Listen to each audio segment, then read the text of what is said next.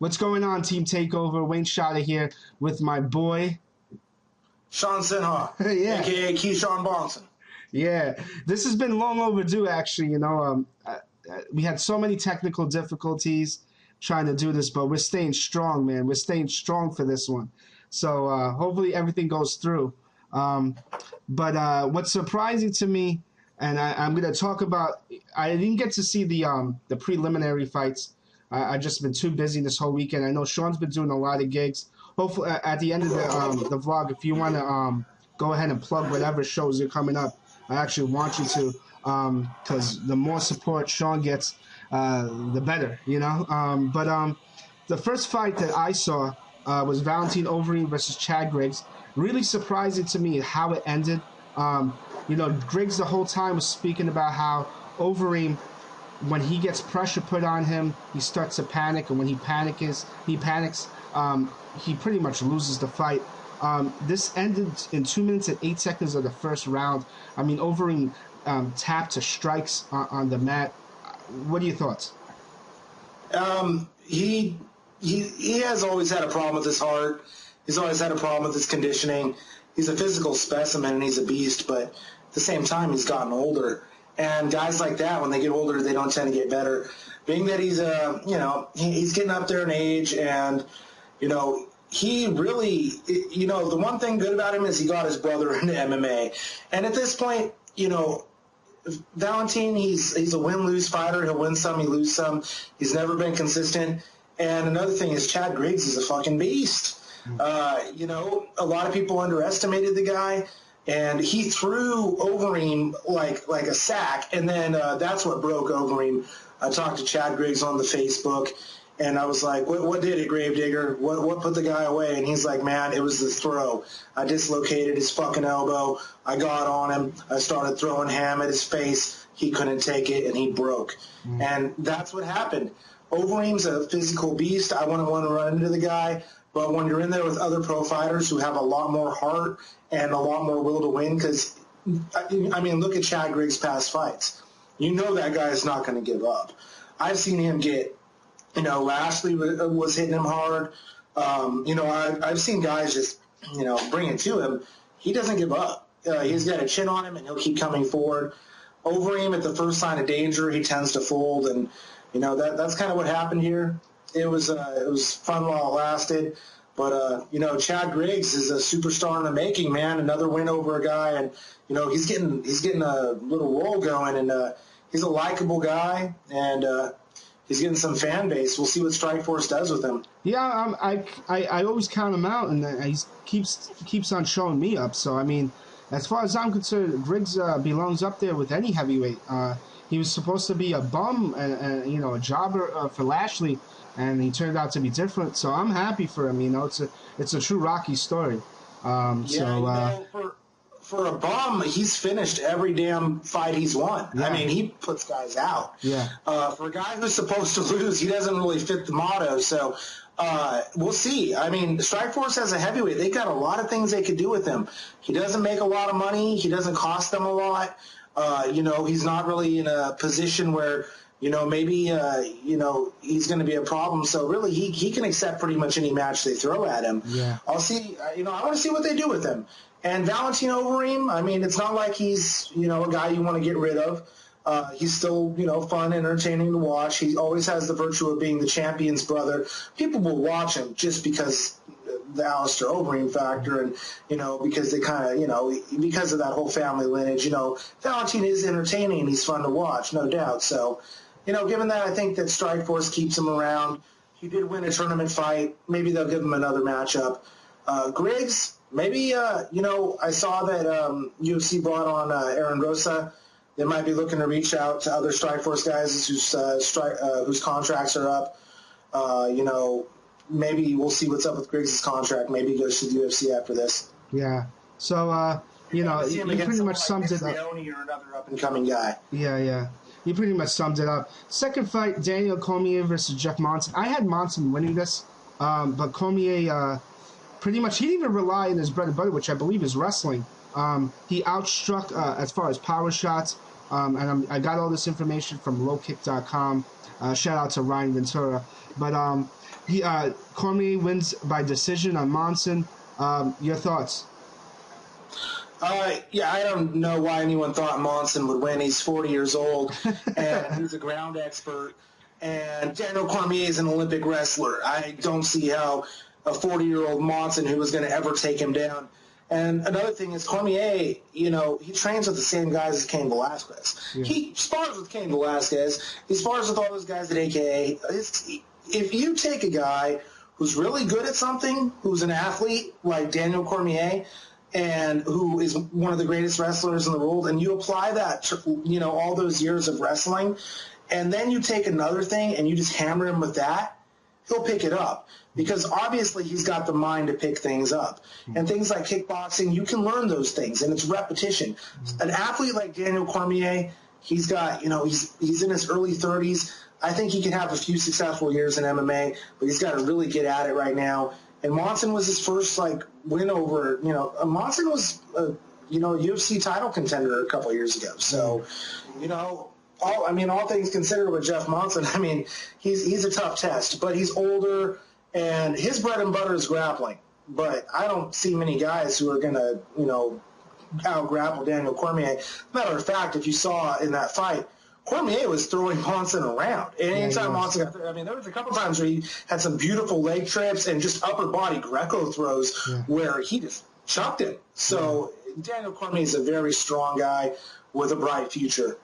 Right. So, I had Monson win this. I'm a fool for even thinking that. I got caught up in the whole anarchist thing. But I don't know what I was thinking. Jeff Monson. I heard he's moving to 205. I don't even know. I can't say for sure. It's going to be tough for Jeff Monson to make 205. Yeah. He's 40 years old, and he's built like a fucking Sherman tank, man. Yeah. And, that is the only thing I could see Jeff Monson doing right now to even have a couple more years. Because if you look at the heavyweight picture, everyone's Jeff Monson used to be big and strong. Right. He was a short guy, but he was strong and fast and a good grappler. They got guys that are 6'5", better grapplers and better wrestlers. Right. What's Jeff Monson, better strikers? What is Jeff possibly going to do in the heavyweight division? Right. That division used to be weak in terms of grappling, so Jeff Monson was pretty good. Right. There's, all the top heavyweights now got wrestling pedigree, black belts and jiu-jitsu. It's getting pretty damn competitive at heavyweight. Right. Monson cutting to 205 is the only move I could see for him doing in his career. Similar to Rico Rodriguez. Let's see if these fatties can do it. Yeah. Get off the McDonald's, get on a fucking treadmill. Damn right. Third fight, KJ Noons versus George Masvidal. Masvidal wins by decision. He outstruck him 102 times to 57. Great fight. Just a great fight overall. I was overly impressed by how Masvidal outstruck him. Nunes is known for his boxing, but I predicted this fight, which I'm happy about. Your thoughts? There's nothing more to say except the fact that Nunes is tough. He damages Pretty Boy face. I don't know what the future holds for him. It's not like he's like a flash in the pan. I think he's going to take a little break. He said he was going to get married soon. We'll see.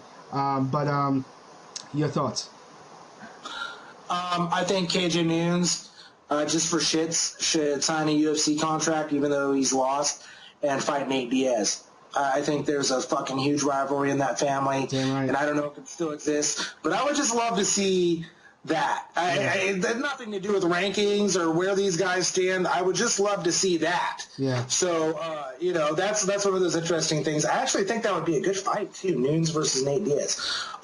But Nunes, I don't really know what they do with him. I've never liked KJ Nunes. I'm a huge Nick Diaz fan, and I've never liked KJ Nunes. I know I don't like him because every time I see him get knocked the fuck out or hurt, I fucking get happy. Well, I don't like Crazy Horse Bennett. I think he's a crackhead freaking retard. But when he knocked out KJ Nunes, I was so happy. And it's sad when I like Crazy Horse Bennett more than I like you. Wow. If I like Crazy Horse Bennett more than I like you, you fucking suck. You're bad. And it's nothing, it's nothing to do with his skills. KJ has great striking skills. There's just something about him, man. remember one time his fucking hair was so long in a fight, he had to put Vaseline on it in to keep the fucking hair out of his face, and he ended up looking like Ben Stiller and Something About Mary. And I'm just like, what kind of fucking retard are you that you put fashion before fighting? You're right. That just bugged the shit out of me. I was like, you're in a fucking title fight, and you're over here looking like a Ken doll. And it was in the Diaz fight. But yeah, I've always hated KJ Nunes, and that's just something personal against him. But he's a solid fighter, and he'll end up somewhere. I mean, he's still valuable. He's marketable. People like him. So, they'll do something with him. They won't get rid of King Carl. They'll keep him around. I have the same kind of feeling for Machida. I hate Machida. I don't know why I hate him. I just hate him. But I love him as a fighter, but personally, I mean, drinking piss, I'll try it sometime, but I don't know about it, man. It's weird.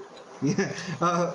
Fourth fight of the night, Josh Barnett versus Brett Rogers. I predicted Barnett to win this. Second round submission by arm triangle. I mean, I knew Barnett was going to come in strong. I know he was going to try to press the fight. I know that Brett Rogers sucks when it comes to once his back hits the mat. This came as no surprise to me. I don't even know if this even. Barnett's the real deal. There's no doubt about it. He's the real deal. I think he's going to be in the finals. But the fact that he beat Rogers is not impressive to me. I mean, I don't know how you feel. He beat whoever they put in front of him. I mean, what else could he really do? It's like he's in a tournament. They put whoever he has to fight in front of him. I know it might not be especially impressive, but Brett Rogers fucking knocked out a former UFC heavyweight champion. I mean, Brett Rogers isn't he could go to the UFC and beat on some guys there, low-tier guys, but, I don't think Brett Rogers is a bum by any means. He's a tough dude. He's come against some tough guys like Alistair Overeem and Fedor in his career. I mean, he let's face it, Brett Rogers has really gotten the fucking fucking short end of the fucking stick when it comes to opponents. Because he beat Arlovsky, and all of a sudden he's having to fight fucking Fedor. Wow. He's having to fight Alistair Overeem. I mean, these guys are the best heavyweights in the world, and Brett Rogers was working at a fucking Costco changing tires and fucking scaring old ladies in the parking lot like 2 weeks before that. It's like the guy's been thrust into it, fucking fighting some tough dudes. He's still game. So, yeah, I'm impressed by someone beating Brett Rogers. Not impressed that Josh Barnett was the guy, because Josh Barnett should beat Brett Rogers. He's better than him. Yeah. But I just hate to say that because, I don't think Brett Rogers is a bum.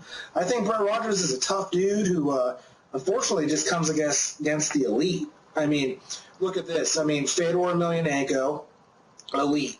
Alistair Overeem, elite. Josh Barnett, elite. When you've got to go against three of the most, dominant heavyweight guys out there, it can't necessarily be good for your psyche and everything, It's tough. They need to give him an opponent that's, I guess he did fight Warpath and everything, but, in the big show, they really stick it to him. So I got respect for the guy. He takes all comers. As far as Barnett, I'm pissed off, and I'm kind of disappointed in him. I think he could have finished Brett Rogers off quicker. He was laying on top of him and mount a lot without delivering any strikes or anything. And I don't know if it was because he was, searching for a submission, but I've seen Josh Barnett do this a few times. Like, he did it against Gilbert Ivel a lot, where he would take him down and he wouldn't really pressure. And I don't know. He seems to lack aggression in terms of striking. I mean, when he goes for the submissions and stuff, that's really cool, but I was kind of disappointed in Josh Barnett and his approach. I thought that he could have been a lot more aggressive and finished the fight earlier if he wanted.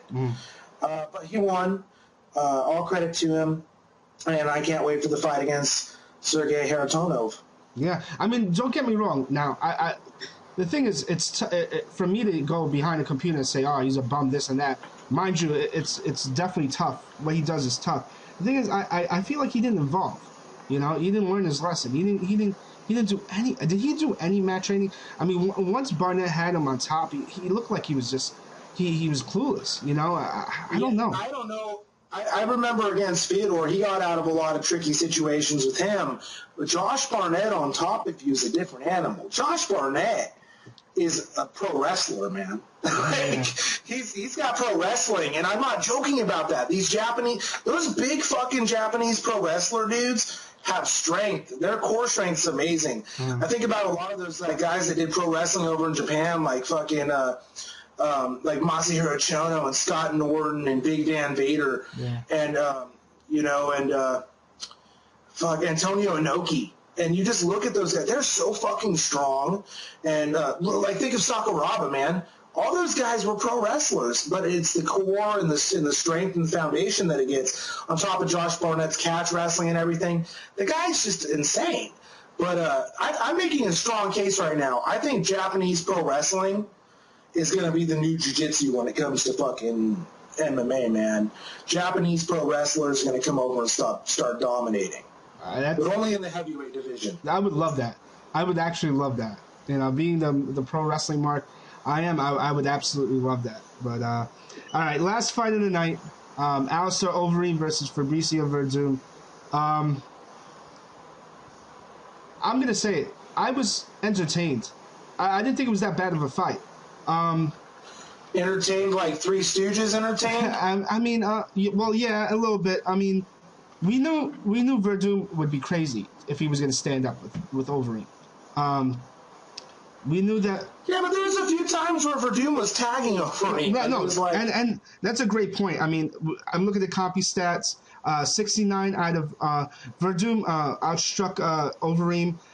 He landed 69 out of 145 strikes. Overeem landed 48 over 72. So Werdum actually ended up outstriking Overeem. Part of that, I think, has to do with the fact that Overeem was thinking about, well, Werdum's going to try to take me down. So he's leaving himself open to get punched a couple of times or, hit standing up. Overeem threw the more of the solid power strikes, 42, compared to Werdum's 16. And Werdum was killing him with the knees. I'm surprised that, and I read the next day, how many people were complaining about this fight. It was no surprise to me that Werdum was going to try to pull guard. He was going to try to take this to the mat. He was going to try his best to gas Overeem. So that, for me, wasn't a surprise. What was a surprise to me was Werdum wasn't effective at the game plan that he was supposed to be going by. He just wasn't effective. And it's like this, man. I'll break it down for you, Wayne Shawta. It's like you're in the Super Bowl, man. And you get the opening kickoff, right? And your kickoff return guy, he runs it like to the 20. You line up, and right off the bat, you go for a fucking field goal from your own 20. And you miss it, of course. You give up possession, then they score a touchdown. So what do you do next play? Try to kick another field goal. Play after that, another field goal. And you never make a fucking field goal, and the crowd is cheering, is fucking going, what the fuck? This sucks. This is bullshit. Go for something else. And you just think, eventually you're going to hit the impossible fucking field goal. And it never happens. And that's exactly what happened for Doom. The fucking field goal was pulling guard.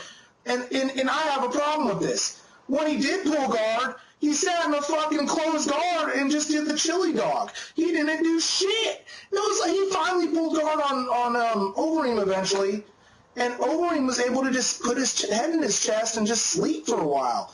It was bullshit. The whole time, Werdum was like, get in my guard, get in my guard.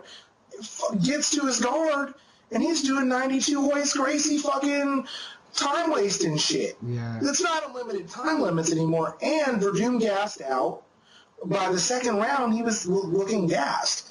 I was very, very, very upset with how Werdum approached it because he was pulling guard. He wasn't even attacking single legs. He wasn't trying to get a clinch and a trip. He wasn't doing anything but trying to pull basic guard. Without a gi, it's very hard to do that against a guy like Alistair Overeem. Like, that's something that bugs me. Like, he was trying to pull a basic guard, like just fly guard and grab the wrist, and it's like that might work against someone who's weak, but Alistair Overeem's a strong dude, and he wouldn't have any of it. Yeah. And it really bugged me that the whole time Fabricio Werdum would antagonize Alistair Overeem for not coming into his guard. Yeah. Well, why would he do that? That's like an enemy like jumping in front of your gun saying, shoot me. And meanwhile, Alistair Overeem isn't giving you shit about the fact every time he goes to throw, you're flopping to guard. Fabricio Werdum would get kind of slightly tagged and he would flop to guard. Right. It's a method he developed against Fedor and other opponents. I think it's a strategy. It's like he lulls them in and makes them think he gets tagged, and then he falls to guard and uses that to throw people off. Yeah, well, which I have no problem with. But Overeem wasn't having any of it, and at that point, it needed to become more of an engaging fight. Yeah. And at the same time, Overeem needed to do more to do damage. So both guys should have got yellow flag for passivity. Where the fuck's Yuji Shimada? Oh, no. This is some bullshit. He's probably like sitting at home yelling at the TV going, action! Action! Yeah. Yiba! And it's just like, why the fuck hasn't this become a rule yet? Why guys get win bonuses for knockouts and stuff. That's great.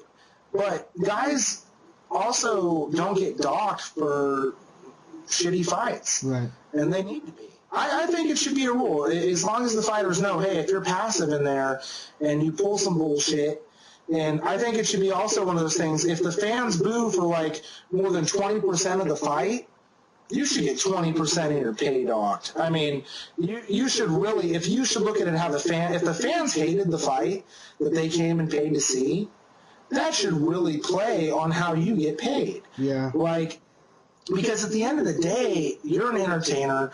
People, and I don't care what you say, but if people didn't pay for tickets, the fucking sport wouldn't exist. If people weren't pouring their money into this, and for the fact it's entertainment, the sport wouldn't exist. Like, bottom line, it's a sport, but not really. It's more of it's almost on the line of sports entertainment. Yeah, it's two competitors, but the way it's set up, there's no real hierarchy or tournament bracket or number 1, number 2, number 3 ranking. It's not really a sport. It's marketing. So I think Overeem's taking a little too much slack for this, though. What's that? I think Overeem's taking a little too much heat for this, in my opinion. This is Werdum.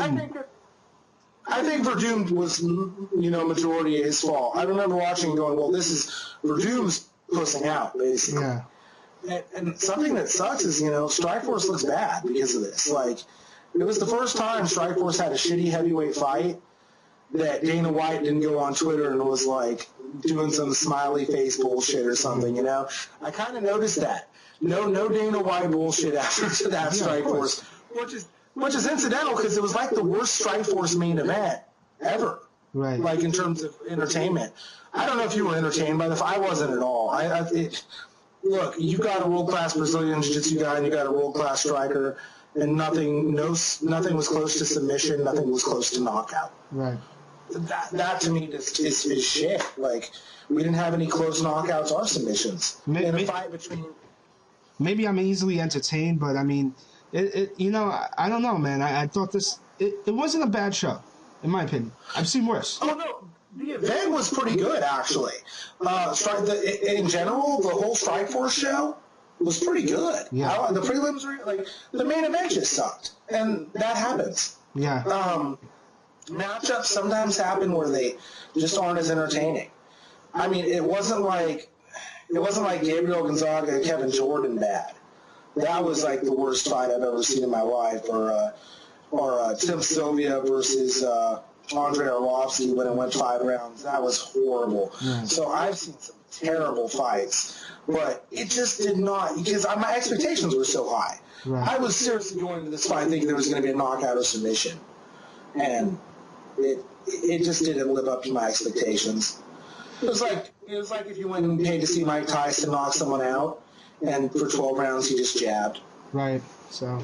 I mean, it is what it is. I mean, you can't. Beggars can't be choosers. We want certain things. We want certain endings to fights, and obviously, it's not always going to happen. But I'm not in there doing it, so I shouldn't really be talking about it. Right? Right, exactly. So. I'm not in there putting my life on the line. So, and really, it's hard for me to say, yeah, you should finish somebody because. Fuck, I couldn't finish off Fabricio Werdum in a fight. Hell no. But, you do have expectations of fighters. You pay your money to see them, and you root for guys. And it just sucks because I'll tell you something. It sucked talking up Alistair Overeem to all my buddies who haven't seen him yet.